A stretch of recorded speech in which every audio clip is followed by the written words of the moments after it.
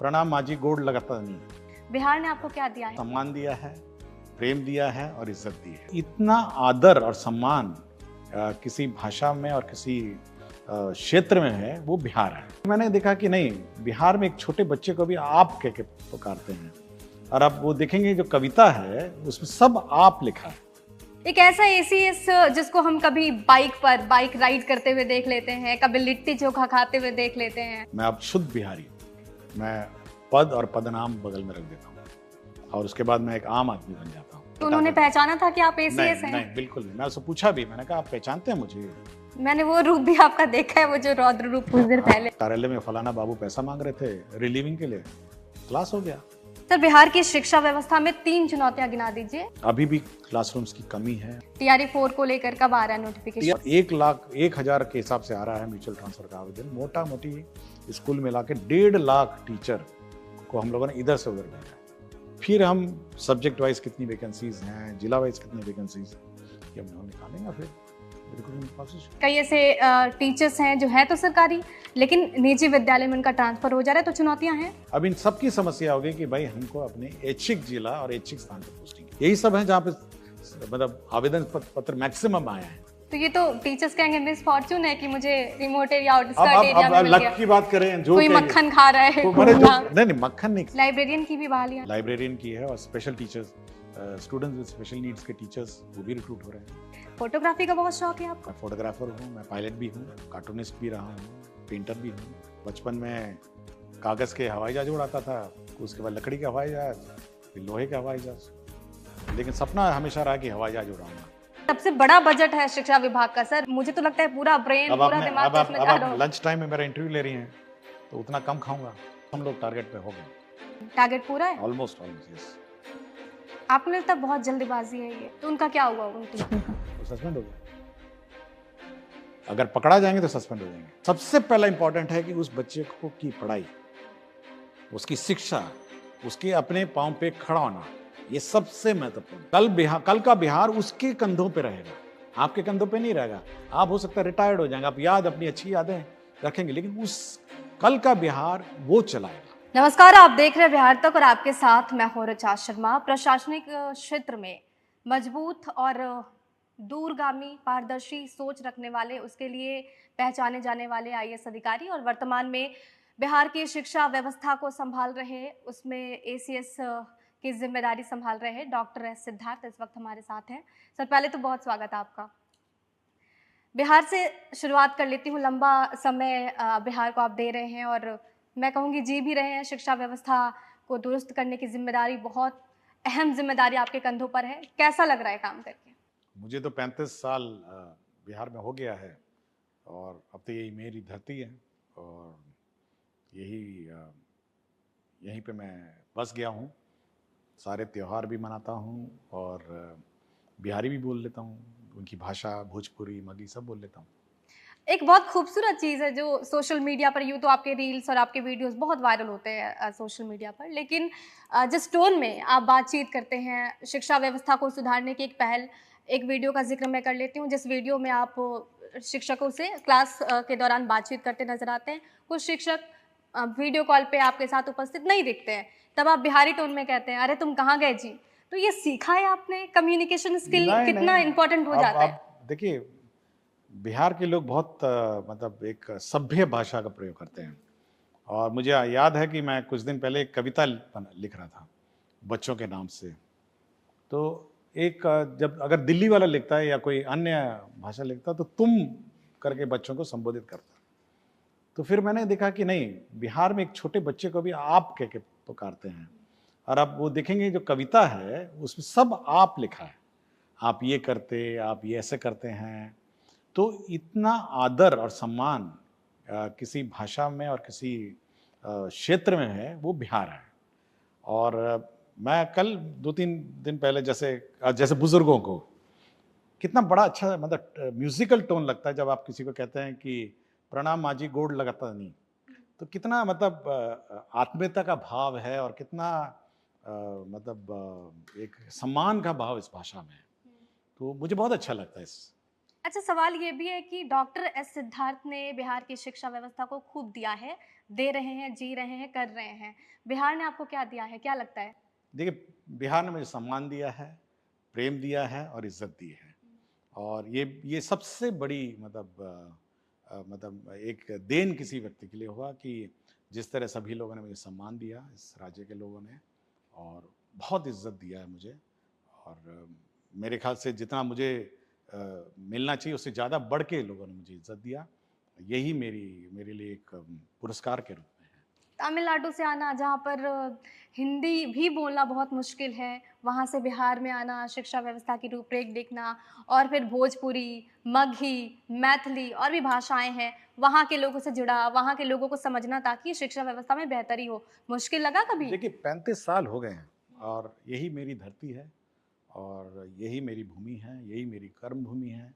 और अब मैं यहीं का रह गया हूँ। अब मैं अपने को बिहारी बोलता हूँ, जहाँ पे भी जाता हूँ, मैं बिहारी अपने को बोलता हूँ और मैं अब शुद्ध बिहारी हूँ। लोग संकोच करते हैं। दिल्ली में खुद को बिहारी कहना लोग बहुत मुश्किल मानते हैं। लोगों को लगता है कि अरे ये समझ लेगा कि हम तो बंधुआ मज़दूर हैं या फिर हम वहीं पान गुटखा खाते हैं। आपको कभी ये नहीं लगा कि बिहारी टैग मैं खुद अपना रहा हूँ? नहीं, नहीं, देखिए ये गर्व की बात है। ये मतलब ये अपने को बिहारी कहना ये गर्व की बात है। और मैं जब भी बाहर भी जाता हूँ, अपने को बिहारी घोषित किया करता हूँ और ये मेरे लिए सम्मान और एक गर्व की बात है कि मैं बिहारी हूँ। एक ऐसा एसीएस जिसको हम कभी बाइक राइड करते हुए देख लेते हैं, कभी लिट्टी-चोखा खाते हुए देख लेते हैं। आप दोनों ज़िंदगी को कैसे मैनेज करते हैं? प्रोफ़ेशनल लाइफ़ भी है, पर्सनल लाइफ़ भी है।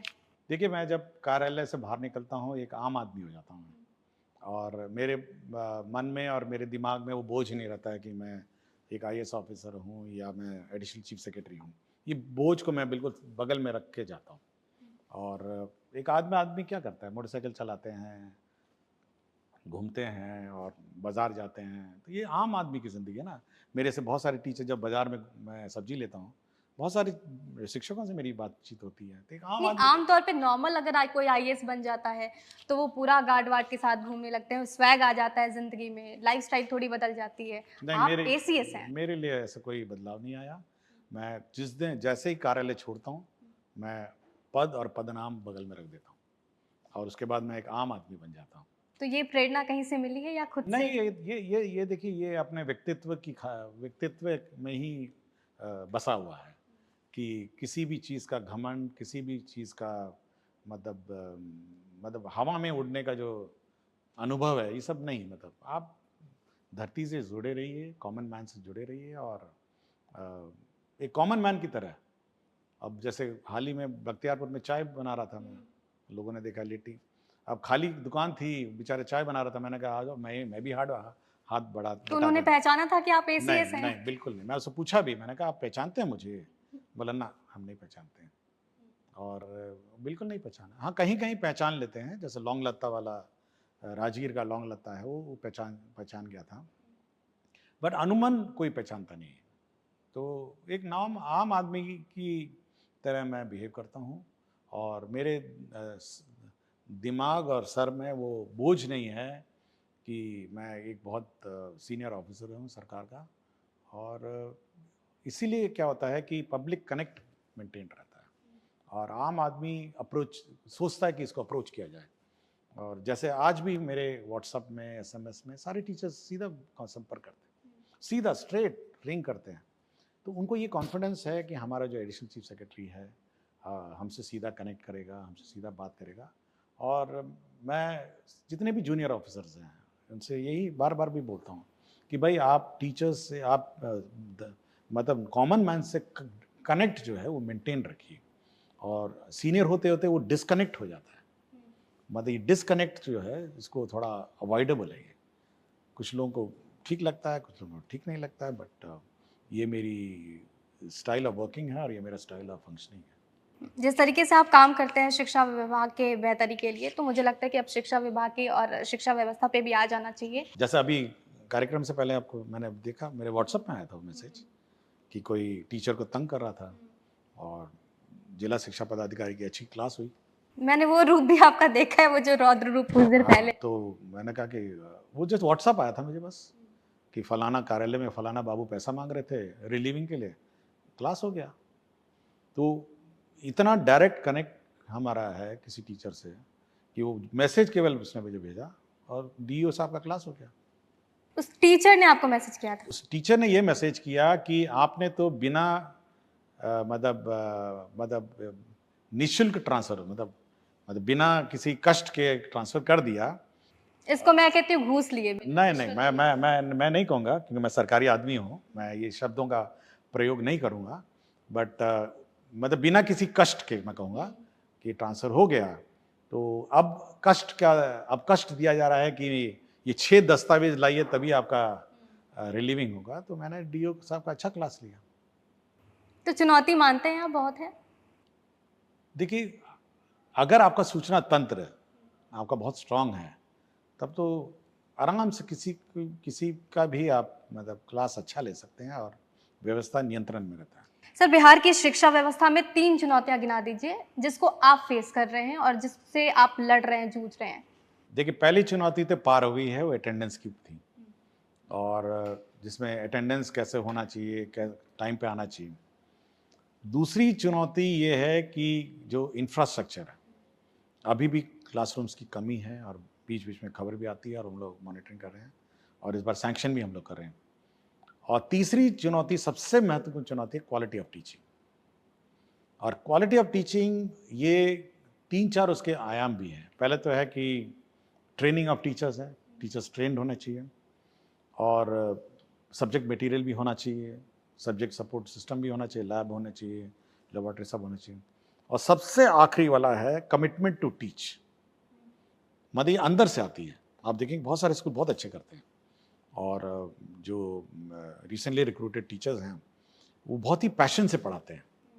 और मैं अपना हमेशा मानता हूँ कि 95% टीचर्स में ये पैशन है, लेकिन वो 5% टीचर जो है वो सिस्टम को बिगाड़ने का कोशिश करते हैं।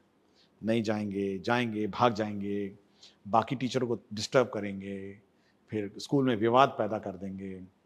तो मेरा ये है कि क्वालिटी ऑफ टीचिंग जो है उस पर मेरा बहुत ज़्यादा फोकस है और दिन रात मैं उसी पर काम करता हूँ। जो न्यू रिक्रूटेड टीचर है, जैसे आपने बोला कि अभी जो नए शिक्षक आए हैं बीपीएससी के थ्रू, टीआरई 4 का भी अभी अनाउंसमेंट होने वाला है, इन टीचर्स में गुणवत्ता है? मुझे तो कभी कभी लगता है, मैं एक दिन गांव में बिल्कुल दूर दराज पलामू के बॉर्डर में जा रहा था, तो अचानक मैंने एक प्राइमरी स्कूल देखा वहाँ पे। तो मैंने देखा कि 3 लड़की लेडी टीचर्स वहाँ थी केवल, और हमको लगा कि वो कहीं बाहर से आई, मतलब दे वर नॉट लोकल टीचर्स। और उस जंगल में उस कमिटमेंट से वो फन लर्निंग मटेरियल के साथ बच्चों को सिखा रही थी। तो मुझे लगा कि इतना कमिटमेंट एक उस मतलब यंग टीचर्स में था, देखने को मिला। तो आई वॉज वेरी इम्प्रेस। मुझे आज भी उस दृश्य याद है कि वो क्लास 1, क्लास 2, क्लास 3 के बच्चों को पढ़ा रही थी और बहुत ही कमिटमेंट से पढ़ा रही थी। और मेरा हमेशा मतलब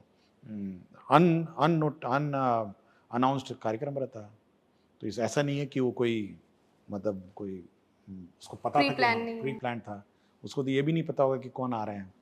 तो कमिटमेंट उन टीचर्स में मैंने देखा, और जो नए नए टीचर्स, एक्स्ट्राऑर्डिनरी कमिटमेंट है। आपको लगता है कि चलो नहीं सही राह पे? नहीं, थिंग्स आर ऑन ट्रैक। मतलब मैं बहुत ही आशावादी हूँ इस मामले में कि इस राज्य की शिक्षा व्यवस्था सुधर जाएगी। टीआरई 4 को लेकर कब आ रहा है नोटिफिकेशन? टीआरई 4 में हम थोड़ा, ये अभी जो ट्रांसफ़र को इधर उधर जो करीब 1.5 लाख लोग इधर से उधर गए हैं, मैं आंकड़े भी बता रहा था किसी को कि करीब 1.5 लाख लोग को हम लोगों ने इधर से उधर किया। 90,000 पहले लॉट में, फिर 40,000 आपका हेड टीचर और हेड मास्टर में, तो करीब 1,30,000। और पिछले दिनों में हम लोगों ने करीब 12-13 हज़ार म्यूचुअल ट्रांसफ़र किए हैं, और 1,01,000 के हिसाब से आ रहा है म्यूचुअल ट्रांसफ़र का आवेदन। मोटा मोटी स्कूल मिला के 1.5 लाख टीचर को हम लोगों ने इधर से उधर भेजा है। तो अब इस पूरे व्यवस्था जब स्टेबलाइज हो जाएगी मोटा मोटी इस महीने के एंड तक, फिर हम सब्जेक्ट वाइज कितनी वैकेंसीज हैं, जिला वाइज कितनी वैकेंसीज हैं, ये हम लोग निकालेंगे, फिर रिक्रूटमेंट प्रोसेस। माना जाए कि सितंबर तक नोटिफिकेशन आ सकता है? हम लोग कोशिश कर रहे हैं कि ये सब हो जाए। ट्रांसफ़र पोस्टिंग को लेकर चर्चा खूब हो रही है सर। बिहार सरकार ने बहुत ही अच्छा कदम भी उठाया है, लेकिन चर्चा भी हो रही है, बहुत समस्याएं भी आ रही हैं। कई ऐसे टीचर्स हैं जो हैं तो सरकारी, लेकिन निजी विद्यालय में उनका ट्रांसफ़र हो जा रहा है, तो चुनौतियां हैं। देखिए, उसमें ये है कि जैसे ट्रांसफ़र पोस्टिंग की ही बात करूं, कुछ लोग तो हैं जो नियोजित से सक्षमता पास हैं, तो पिछले 15 साल से 20 साल 15 साल से अपने अपने एक विद्यालय में हैं। और जब इनका रिक्रूटमेंट हुआ तो ये सब अनमैरिड थे, लड़के भी अनमैरिड थे, लड़कियां भी अनमैरिड थीं। और 15 साल में इनकी शादी भी हो गई, बच्चे भी हो गए। और अब क्या है कि नौकरी कहीं कर रहे थे, शादी कहीं और हो गई, ससुराल छोड़ के वहाँ बैठे हैं। तो ये लोग 15 साल से इंतजार में थे कि हमारा स्थानांतरण होगा, मतलब इतनी लंबी अवधि। दूसरा, जब TRE 1 TRE 2 हुआ तो मतलब हो सकता है कोई लॉजिक होगा, तो सभी को रैंडम डिस्ट्रिक्ट स्कूल्स अलॉट कर दिए, तो 2.25 लाख तो वो हो गए। तो जब रैंडमली TRE 1 TRE 2 अलॉट हो गए और ये 15 साल से ये जो बैठे हैं, अब इन सबकी समस्या होगी कि भाई हमको अपने ऐच्छिक जिला और ऐच्छिक स्थान पर पोस्टिंग किया जाए। तो जब हमने ज्वाइन किया तो सब एक ही डिमांड था कि भाई हमको अपने स्थान पर पोस्टिंग है। और महिलाओं को विशेषकर मेजर समस्या थी कि पढ़ा कहीं रही हैं, ससुराल कहीं है। तो हम लोगों ने एक बहुत ही मतलब साहसी कदम उठाया, एक साहस, मतलब कि हम अब सब इनका आवेदन पत्र लेंगे और समीक्षा करें और जहाँ तक संभव हो करेंगे। तो 1,90,000 आवेदन पत्र है। और इसको फिर हम लोगों ने छोटे छोटे मतलब कंपोनेंट वाले, पहले 1 से 6 जो बीमार हैं, विकलांग है, और इन सब का पहले टेकअप किया, पति पत्नी वो मामले टेकअप किए। उसके बाद फिर हम लोगों ने दूरी भी महिलाओं का पहले शुरू किया। तो पुरुषों ने कहा कि हमारा क्या हुआ, तो फिर पुरुषों का हम लोगों ने टेकअप किया कि जो पुरुष जहाँ पे ज़्यादा टीचर हैं और कम टीचर हैं वहाँ पे हम लोगों ने ट्रांसफ़र किया। और फिर लेकिन कुछ अभी बचे हुए हैं जहाँ पे ज़्यादा ऑलरेडी टीचर्स हैं, हम लोग उस परिस्थिति में नहीं है कि वहाँ और टीचर भेज दिया जाए। तो वो थोड़ा अभी भी इब्बट है पुरुष के मामले में। महिलाओं के बारे में तो ऑलमोस्ट कर दिया। और 40,000 मैंने जैसे बताया हेड मास्टर, हेड टीचर, वो भी उसी लॉट में है और वो भी हम लोगों ने ट्रांसफ़र किए। तो अब कुछ स्कूलों को तो उसी माध्यम से भी मिल गया, जिन लोगों ने ट्रांसफ़र अप्लाई किया था, अब हेड टीचर, हेड मास्टर के रूट में वो भी पहुंच गए। और कुछ लोग तो बहुत ही इनोवेटिव थे कि म्यूचुअल ले लिए कि भाई मैं आपकी जगह चले जाता हूँ, मेरे यहाँ चले जाइए। तो हम लोगों ने हर प्रॉब्लम, इस मेजर एक्साइज प्रॉब्लम को छोटे छोटे टुकड़ों में सॉल्व करने का कोशिश किया है। अब कुछ बच गए हैं तो हम लोग कोशिश करेंगे कि किसी तरह इसका भी कोई रास्ता, मतलब शैक्षणिक व्यवस्था को बिना डिस्टर्ब किए। और मैं बार बार सभी टीचर से कहता हूँ, देखिए शैक्षणिक व्यवस्था डिस्टर्ब नहीं हो सकती। मैं नहीं चाहता कि स्कूल बंद हो जाएं या मैथ्स टीचर नहीं रहे, फिजिक्स टीचर नहीं रहे, इंग्लिश टीचर नहीं रहे। मैं ये नहीं चाहता कि शैक्षणिक व्यवस्था डिस्टर्ब हो। उस परिस्थितियों में उसको अक्षुण्ण रखते हुए हम अपने जहाँ तक संभव हो ट्रांसफ़र करें। रिमोट एरिया में कई ऐसे टीचर्स हैं जिनका ट्रांसफ़र हुआ है जहाँ पर बेसिक सुविधाएं नहीं हैं, तो ऐसी कोई खबर आप तक पहुँची है? देखिए रिमोट एरियाज में पढ़ाना तो पड़ेगा ही ना किसी को। हम A को नहीं भेजेंगे तो B को भेजेंगे, तो किसी को तो पढ़ाना पड़ेगा। तो अलग से कोई मोटिवेशन क्या, मतलब कैसे आप लोग मैनेज कर रहे हैं? देखिए हम चाहते हैं कि मतलब ठीक है उसी जिले के जाएं, लेकिन जाना पड़ेगा। हम नहीं चाहते हैं कि बांका के बिल्कुल झारखंड के बॉर्डर स्कूल बंद हो जाएं, बांका के स्कूल बंद हो जाएं, जमुई के स्कूल बंद हो जाएं, नवादा के पहाड़ी इलाका कौवाकुल वो बंद हो जाएं, मतलब गया के 12 चट्टी और वो सब इलाके बंद हो जाए, और कैमूर का अधौरा पहाड़ है, यही सब है जहाँ पे मतलब आवेदन पत्र मैक्सिमम आए हैं। तो ये तो टीचर्स कहेंगे मिस फॉर्चून है कि मुझे रिमोट एरिया, आउटस्कर्ट एरिया में मिल गया। लक की बात करें, जो कोई मक्खन खा रहा है, नहीं मक्खन नहीं खा रहे। देखिए आप शिक्षक के रूप में आए हैं। एक शिक्षक का जो प्रिंसिपल है, पहला धर्म क्या है कि हमको पढ़ाना है, और ये त्याग का मामला है, मतलब ये भी, मतलब ये सैक्रिफाइस और त्याग भी इसमें बिल्ट इन है। आप केवल एक नॉर्मल क्लर्क का प्रोफेशन में नहीं है, या आप कोई मतलब प्रशाखा पदाधिकारी या कोई मतलब ऑफिसर के प्रोफेशन नहीं है। ये आप गुरु की आपका स्थान गुरु का है, गुरु का है। उसके जीवन में गु जो कहते हैं अंधकार और अज्ञानता, और रू जो कहते हैं हटाना, आपको अज्ञानता और अंधकार को हटाना उसके जीवन में। ये आप में वो भावना होनी चाहिए कि भाई ये सैक्रिफाइस मेरा है। आपने एक प्रोफेशन सुना है जो जिसमें आपको त्याग भी करना होगा, आपको अपने अपने कष्टों से हटके और बियॉन्ड इन बच्चों को सिखाना होगा, क्योंकि ये अगला जनरेशन है भाई, ये अगला जनरेशन है, यही आपका समाज का फाउंडेशन होगा अगला, इसी पर समाज आगे टिकेगा। अगर आप कह देंगे कि नहीं मेरा जो सुख सुविधा इन बच्चों के पढ़ाई से मतलब बहुत महत्वपूर्ण है, तब तो ये प्रोफेशन के प्रति मतलब ये अन्याय होगा। सबसे पहला इंपॉर्टेंट है कि उस बच्चे को की पढ़ाई, उसकी शिक्षा, उसके अपने पांव पे खड़ा होना, ये सबसे महत्वपूर्ण है। और वो समाज का भविष्य, वो बिहार का भविष्य है। कल का बिहार उसके कंधों पे रहेगा, आपके कंधों पे नहीं रहेगा। आप हो सकता है रिटायर्ड हो जाएंगे, आप अपनी अच्छी यादें रखेंगे, लेकिन उस कल का बिहार वो चलाएगा। और ये आपका दायित्व है कि कल का बिहार के हित में और इंटरेस्ट में उसको आप पढ़ाएंगे। एआई का ज़माना है और टेक्नोलॉजी भी काफ़ी एडवांस हो गई है। टेक्नोलॉजिकल स्टडी को आप कैसे देखते हैं और मैं चाहता हूँ, सुधार की ज़रूरत? मैं कोशिश कर रहा हूँ कि टेक्नोलॉजी एंटर करे शिक्षा में। अटल टिंकरिंग लैब हम लोगों ने बनाया है, माइक्रो कंट्रोलर बेस्ड रोबोटिक्स पढ़ाते हैं। रोबोटिक्स लैब हम लोगों ने विभिन्न जगहों में लगाया है। और ये हम लोग वीआर वर्चुअल रियलिटी लैब्स भी अब स्थापित करने वाले हैं। अभी हम लोगों ने recently Bankipur girls high school में लड़कियों के बीच में वर्चुअल रियलिटी लैब को टेस्ट किया कि कैसे रिस्पॉन्ड करती हैं, तो बच्चों में काफ़ी उत्साह था। बहुत महंगा रहता है, लेकिन एक शुरुआत ज़रूर हम लोग वर्चुअल रियलिटी लैब से करेंगे कि भाई किसी तरह ये लैब शुरू हो जाए। टेक्नोलॉजिकल इन्वेस्टमेंट की अगर बात की जाए तो क्या कोई ऐसा इंस्टीट्यूशन सरकार बनाना चाह रही है? क्योंकि जैसे आईआईटीज़ हैं सेंट्रल लेवल पे, बिहार के लेवल पे होगा तो बच्चे फिर आईआईटीज़ के लिए या फिर बहुत ज़्यादा मारामारी नहीं होगी? देखिए, हमारा है कि आईआईटी जो है हमारे लैब्स को टेक ओवर कर लिए हैं बहुत सारे। आईआईटी पटना ने बहुत सारे लैब्स टेक ओवर किए हैं, और हम और रिक्वेस्ट करेंगे और सारे लैब्स टेक ओवर करें। और हम चाहते हैं कि labs state of the art रहे हैं। बच्चों जब इस स्कूलों और स्कूल से निकलें तो टेक्नोलॉजी वाइज पिछड़ नहीं जाए, ये हम लोग की इच्छा है। और इस बार लैब पर हम लोग का बहुत फोकस है, और बिना लैब के और बिना लैब वर्क के बच्चे पास आउट ना हो, ये हमारी कोशिश है कि नहीं, किसी भी हालत में लैब होना चाहिए। शिक्षा व्यवस्था में इनोवेशन की कितनी ज़रूरत है? क्योंकि जब भी हम आपको देखते हैं, सिद्धार्थ सर को देखते हैं, तो इनोवेशन इस मायने में हमें समझ आता है कि आपने कम्युनिकेशन स्किल को चेंज किया ताकि ग्रास रूट लेवल पे पहुंचा जा सके। आपने हम बोलना शुरू किया मैं की जगह पर। तमाम कोशिशें आपने की जिससे लोगों से कनेक्ट हो पाए, बीच का माध्यम ना अपनाना पड़े। तो आपको लगता है कि इनोवेशन की बहुत ज़रूरत है और कैसे इसको आगे बढ़ा रहे हैं देखिए, इनोवेटिव स्टडी को? जिस शिक्षा व्यवस्था से 1960-70 में हम पढ़ाते थे, उस व्यवस्था से अब नहीं पढ़ा सकते, क्योंकि जनरेशन बदल गई है ना।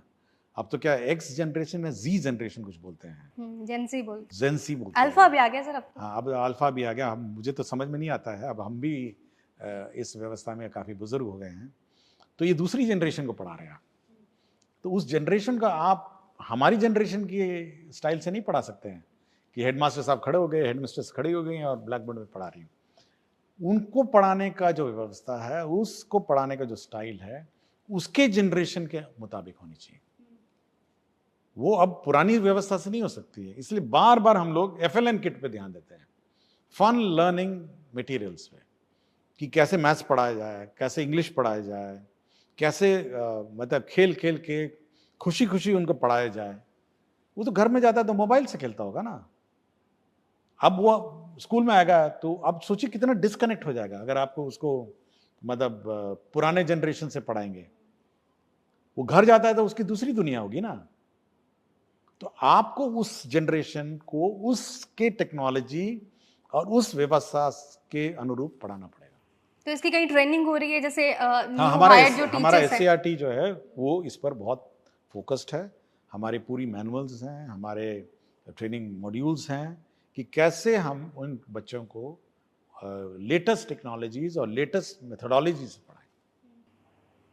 टीचिंग में और क्या हम नया कर सकते हैं?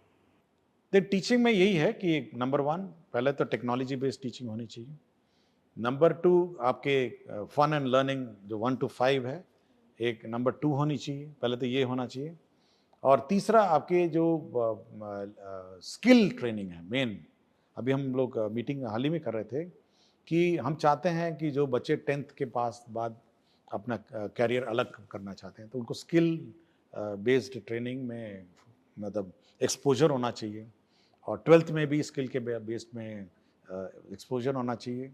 और लास्ट है कि एंटरप्रेन्योरशिप, हम लोग सबको नौकरी के लिए नहीं क्रिएट कर रहे हैं, हम लोग चाहते हैं कि सब अपना एम्प्लॉयमेंट एवेन्यूज़ खोजें, अपने एक्टिविटी एवेन्यूज़ खोजें, और स्किल ट्रेंड एंड एंटरप्रेन्योरशिप ये एक इशू है जो हम लोग इंट्रोड्यूस करना चाहते हैं। कैबिनेट का इसमें बड़ा भी फैसला भी आया था ना स्किल डेवलपमेंट को देखते हुए, हाँ। इंटर्नशिप के लिए इंटर्नशिप के लिए हम लोग चाहते हैं कि बच्चों का स्किल ट्रेनिंग हो। और देखिए हम लोग को एंटरप्रेन्योर्स क्रिएट करने चाहिए। अब वो ज़माना चला गया कि हम अब हर बच्चे को से 2 करोड़ बच्चे हैं हमारे स्कूल में, और सब मतलब धीरे धीरे पास आउट होते हैं, और इतनी बड़ी संख्या में आबादी में अगर सबको रोज़गार देना हो, सरकार ने 1 लाख रोज़गार 1 करोड़ रोज़गार की बात की है 5 साल में, बट मैं अपना समझता हूँ कि हम उन लोगों को क्रिएट करें जो रोज़गार दे सकें, जो नौकरी दे सकें, एंटरप्रेन्योर्स क्रिएट कर सकें।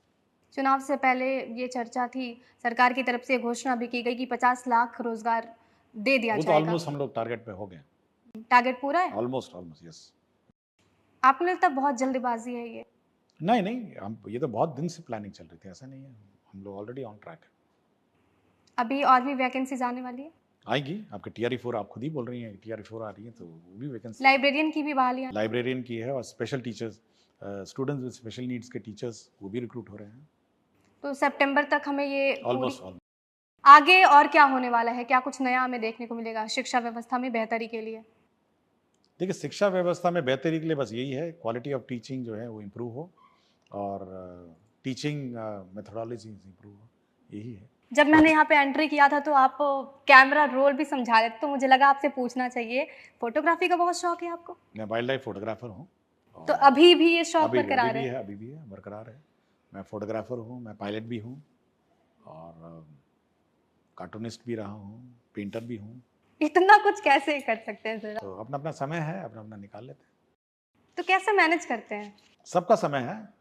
नहीं, सबसे बड़ा बजट है शिक्षा विभाग का सर, पूरा काम तो आपको मतलब आपकी, मुझे तो लगता है पूरा ब्रेन पूरा दिमाग तो इसमें जा रहा अब हो। लंच टाइम में मेरा इंटरव्यू ले रही हैं तो उतना कम खाऊंगा, तो हर चीज का अपना समय है। तो ये आपको मतलब बचपन से शौक था या फिर अचानक किसी से देखा सीखा, कहाँ से मोटिवेशन आया? सब जैसे पायलट बनने का शौक बचपन से था, और बचपन में कागज़ के हवाई जहाज उड़ाता था, उसके बाद लकड़ी का हवाई जहाज, फिर लोहे का हवाई जहाज, लेकिन सपना हमेशा रहा कि हवाई जहाज उड़ाऊंगा, और मतलब यंग एज में नहीं सीख पाया, लेकिन लास्ट में आके मैंने परीक्षाएं लिखी, एग्ज़ाम पास किए, और अब अकेले उड़ाता हूँ सिंगल। फोटोग्राफर के एज अ फोटोग्राफर आप कैसे हैं? आप अपने आप को कैसा मैं तो वाइल्ड लाइफ फोटोग्राफर हूँ, प्रोफेशनल ग्रेड में।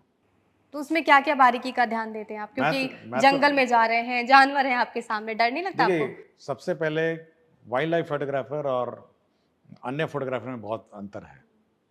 वाइल्ड लाइफ फोटोग्राफर तभी आप बन पाएंगे जब आप जीव और जीव जंतुओं से प्रेम करते हो, और आप उनके हाव भाव से आप उसको उसकी दुनिया रिस्पेक्ट करते हैं। जब आप उसकी दुनिया में जाते हैं तो आप उस दुनिया को इज्जत दीजिए, उस इकोसिस्टम को इज्जत दें, और एक जानवर को आप इज्जत की नज़रों से देखें, एक एनिमल को, बर्ड को आप इज्जत की, जब आप इज्जत और प्यार की नज़र से देखेंगे तो आपको वो बहुत ब्यूटीफुल लगेगा, मतलब आपको इतना सुंदर लगेगा, और इतना आप मतलब इंटरेस्ट से आप फोटोग्राफी करेंगे। और बहुत सारे फोटोग्राफ मैं देखता हूँ कि वो सोचते हैं कि कैमरा है, लेंस है, फ्लैश है, क्लिक मार देते हैं। नो, जब तक आप उस इकोसिस्टम को समझेंगे नहीं, जैसे कैमरामैन है यहाँ पे, यहीं पे अगर उस कैमरामैन को ये नहीं पता कि वो किसका इंटरव्यू ले रहा है और किस परिस्थिति में और कहाँ इंटरव्यू ले रहा है, तो बहुत पुअर फोटो आएगा, बहुत ही खराब आएगा। लेकिन जब आप उस इकोसिस्टम को समझेंगे, उस जानवर को, जब जाता हूँ तो पहले स्टडी करके जाता हूँ, इस बर्ड की बिहेवियर क्या है, इस जानवर की बिहेवियर क्या है, मैं बहुत कुछ समझता हूँ। जैसे हवाई जहाज उड़ाता हूँ, तो कभी-कभी मैं पहले देखता हूँ कि भाई अगर हम सामने पंछी आया, तो ऊपर जाना है या नीचे जाना है, ये भी मुझे पता होना चाहिए ना। वो बर्ड कैसे उड़ता है? अगर उसको थ्रेट सामने दिखेगा, हवाई जहाज उड़ते हुए जा रहा है, तो उस बर्ड को तो आप कुछ नहीं कर पाएँगे ना। या तो आप नीचे जाइए, ऊपर जाइए, और अगर नहीं निर्णय लें, तो सीधा बर्ड के अंदर जाएँगे। तो एवरीथिंग आप अकेले नहीं हैं इस दुनिया में। पूरा आपका इकोसिस्टम है, बर्ड्स है, एनिमल्स है, तो ये सबको समझना चाहिए, बैठ के समझ के, और उसकी उनकी दुनिया को इज्जत करनी चाहिए। Please respect there world. करते हैं तो हम आपको एक सख्त अधिकारी के तौर पर देखते हैं, कभी एक ऐसे अधिकारी के तौर पर देखते हैं जो सरकार की जो योजनाएं हैं वो आपके सामने अपनी भाषा में प्रेजेंट करते हों। लेकिन जब आप सोते हैं रात में तो पूरे दिन की कार्यशैली को अपनी देखते हैं, क्या दिमाग में आता है? बिहार को लेकर मैं बात कर रही हूँ। देखिए, मैं तो पहले देखता हूँ कि आज दिन भर मैंने क्या किया, बर्बाद किया, टाइम का बर्बाद किया, क्या किया। नहीं, आप ये भी सोचते होंगे कितनों के डांट लगा दी। नहीं नहीं यार, मैं दिन भर मैं सोचता हूँ कि आज दिन भर के घटनाक्रम की समीक्षा करता हूँ, और अगले दिन के क्या करना है ये पहले ही प्लान रहता है मेरा। ये बिल्कुल अनप्लान नहीं रहता। मुझे पता था आज इतने बजे आप आएंगे, आप इंटरव्यू लेंगे, तो पूरा प्लान रहता है। मतलब ये, मतलब क्योंकि समय का अभाव है ना, दिन के 12-15 घंटे वर्किंग आवर्स हैं, तो सब चीज़ बिल्कुल टाइमली प्लान रहता है, और अपॉइंटमेंट्स भी प्लान रहते हैं, और इसीलिए थोड़ा रहता है मेरे पे, लोड ज़्यादा रहता है, और इसलिए, और किस पर कहाँ क्या बोलना है ये भी बहुत ही फिक्स्ड रहता है। कैबिनेट में मेरा केवल एक रूल रहता है कि कैबिनेट के ब्रीफ के बियॉन्ड मैं एक शब्द नहीं बोल सकता हूँ, और जो भी कैबिनेट के प्रस्ताव हैं या कैबिनेट की जो निर्णय हैं उस तक सीमित रहती है। मैं अपना व्यक्तिगत विचार तो नहीं रख सकता हूँ। कई बार ऐसा होता है जब आप टीचर से बात करते हैं, वीडियो कॉल पे कनेक्ट कर रहे होते हैं, टीचर आपको एक मैंने आपको बताई थी तस्वीर सामने आई थी जिसमें आप टीचर से बात करते हैं, वो कहते हैं मैं दुकान में हूँ। ये आप ही पकड़ते हैं कि वो दुकान में है, वो स्कूल में नहीं है। तब कैसे समझते हैं आप इसको? गुस्सा आता होगा आपको तो बहुत। नहीं, कोई गुस्सा नहीं आता, लेकिन मैं पकड़ लेता हूँ। मैंने उसे इतना ही कहा कि अब वीडियो ऑन करिए, तो नहीं किया। फिर करता रहा। मैंने कहा ये कर क्यों नहीं रहा है? तो 3-4 बार मैंने बोला, मुझे लगा कि नहीं, ये स्कूल में है ही नहीं, इसलिए नहीं कर रहा है। तो उनका क्या हुआ उन टीचर का? वो सस्पेंड हो गया। अगर पकड़ा जाएंगे तो सस्पेंड हो जाएंगे। मैं बहुत छूट दिया हूँ सबको कि आप डेडिकेशन से काम करिए, छुट्टी लीजिए, जो करना करिए, लेकिन अगर आप सिस्टम को हुडविंग करेंगे और सिस्टम में धोखा देंगे तो आप सस्पेंड हो जाएंगे। और यदि आप दीवार पे फोटो चिपका के अटेंडेंस लाने की कोशिश करेंगे तो डिसमिस हो जाइएगा, क्योंकि आप टैंपरिंग ऑफ ऑफिशियल रिकॉर्ड में आप आरोपित हो जाएंगे कि आपने सरकारी दस्तावेज में छेड़छाड़ करने की कोशिश की। आप लगाए दीवार पे फोटो और किसी को कह दिया कि भाई अटेंडेंस लेते रहना। तो ऐसे भी लोग किए हैं। बनारस में बैठे हैं, जमुई में अटेंडेंस लगा रहे थे 3, एक लेडी और टीचर और जेंट्स टीचर, पकड़ा गया क्योंकि सारे फोटो एक ही जैसे थे। तो टैंपरिंग ऑफ ऑफिशियल रिकॉर्ड तो बहुत ही गंभीर आरोप है ना। इसमें कमी कहाँ मानते हैं आप? कमी है कि वही मैं 5% वाला टीचर, 95 डेडिकेटेड हैं, 5% ही है।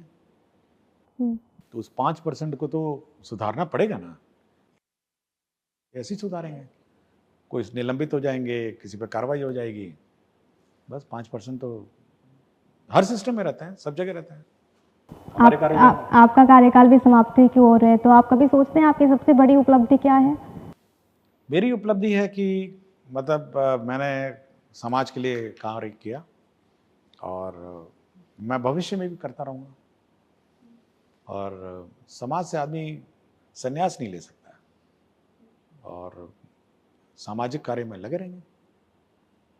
आगे की कोई योजना बनाई है आपने? नहीं, अब शिक्षा व्यवस्था में रहेंगे, शिक्षा देखेंगे, शिक्षा में ही कुछ करेंगे, बट समाज के साथ जुड़े रहेंगे। बहुत शुक्रिया समाज साथ जुड़ने के लिए और सारे सवालों का जवाब देने के लिए।